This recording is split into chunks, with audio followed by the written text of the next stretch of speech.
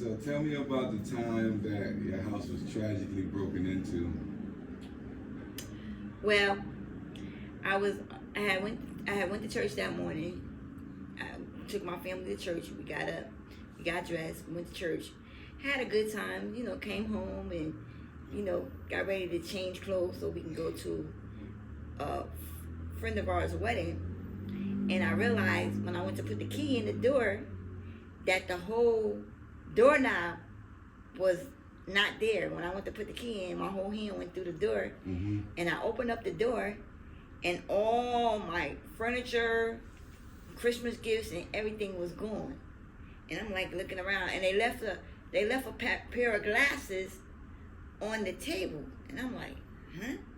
So, I was like, I called the cops, and the cops came and they said, they believe it was an inside job, and I used to live in a duplex, so you can go from one side of the duplex from the basement up into the other side. So when the cops said it was an inside job, I was like, inside job. So I was like, So I started thinking, but I still couldn't prove it. Yeah. So what happened was, I heard my next door neighbor, she was on the phone, she was bragging to somebody where she said she took a truck, had somebody come over with a truck, and she put everything that I own on the truck. Mm-hmm. So I was like upset. So I approached her and I was like, well, I want to come to your house and get I used to let her use a radio plug so that she can listen to music. Mm-hmm. So I asked her, can I get my radio plug? So as I was in the house, she was like, oh, you think you better than me and blah, blah, blah. And I was like, no. I was like, I don't have time. So, she was like approaching me. So I'm gonna get ready to leave out. So instead of her closing the door, she followed me outside. Mm-hmm. And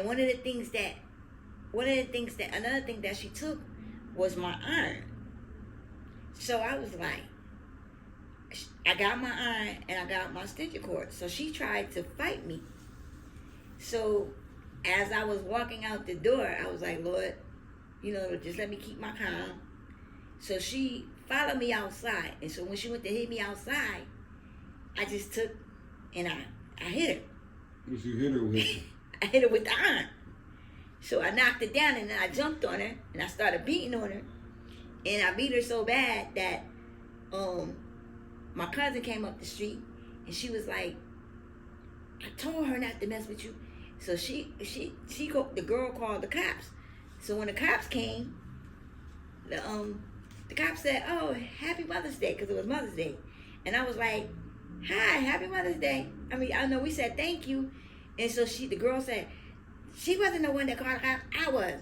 And so they looked at her and they was like, oh my God, who did that to you? So the cops, the cops thought it was my cousin. And my cousin was, and I said, no, it was me. So they was like, you did that to her? I said, yeah. And I told the cops what happened. So the cops called the ambulance. So when the ambulance came, they looked at her. They was like, they asked the ambulance people, they said, is she good enough to go to jail? So the ambulance people said, yeah. So they took her, put her in handcuffs, and they told me I had to go downtown too. So I told my cousin to look out for my children. So she said, okay. So I told my oldest I'll be back. And when I came back, they gave me a promise to appear.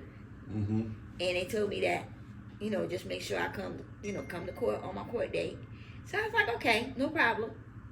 So then I came home, and I was like, well, couldn't go to the wedding because that incident happened.